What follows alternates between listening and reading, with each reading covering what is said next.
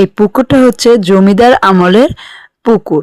এই পুকুরটা হচ্ছে আমার শ্বশুর বাড়ি থেকে, আর আমি আপনাদের নিয়ে আসলাম দেখানোর জন্য জমিদার আমলের এই পুকুরটা। এই পুকুরটার মাঝে বিশাল বড় বড় মাছ, আর আজকে আপনারা দেখতে থাকেন বিশাল বড় বড় মাছগুলো সকাল 10টা থেকে দুপুর 1টা পর্যন্ত ধরা হচ্ছে এবং এটা বিক্রি করার জন্য। আর এই মাছ এত সুস্বাদু যে বাড়ির কেউই ছাড়তে চায় না এটার অংশ কিংবা অধিকার। আমরাও তাই চাইলাম না, তাই আমরাও কিছু মাছ কিনে রাখলাম। বাড়ির সবাই মিলেই মাছগুলো কিনা হয়েছে। দেখেন, এই দেখেন কত বড় কাতলা মাছ।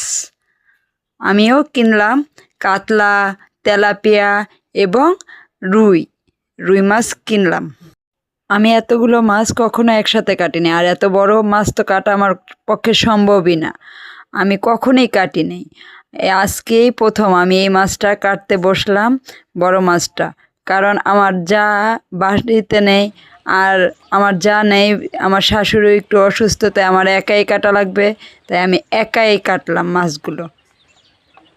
এখন মাছগুলো কাটা শেষ, এখন ধোয়ার পালা। এখন আমি ধুয়ে নিচ্ছি এবং কিছু মাছ আলাদা করছি আমি রান্নার জন্য। আমার শাশুড়ি আবার তরতাজা মাছ পছন্দ করে, তো তাই আমি রান্নার জন্য কিছু মাছ ধুয়ে নিচ্ছি এবং কিছু মাছ তুলে রাখার জন্য আমি ধুয়ে নিচ্ছি। দেখেন কত সুন্দর দেখা যাচ্ছে তরতাজা মাছগুলো।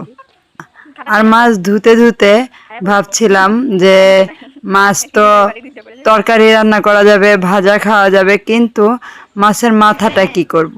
মাছের মাথাটা অবশেষে আমার শাশুড়িকে জিজ্ঞাসা করলাম, তার আবার পছন্দ খুবই মুড়িখণ্ড, বড় মাছের মাথা দিয়ে মুড়িখণ্ড।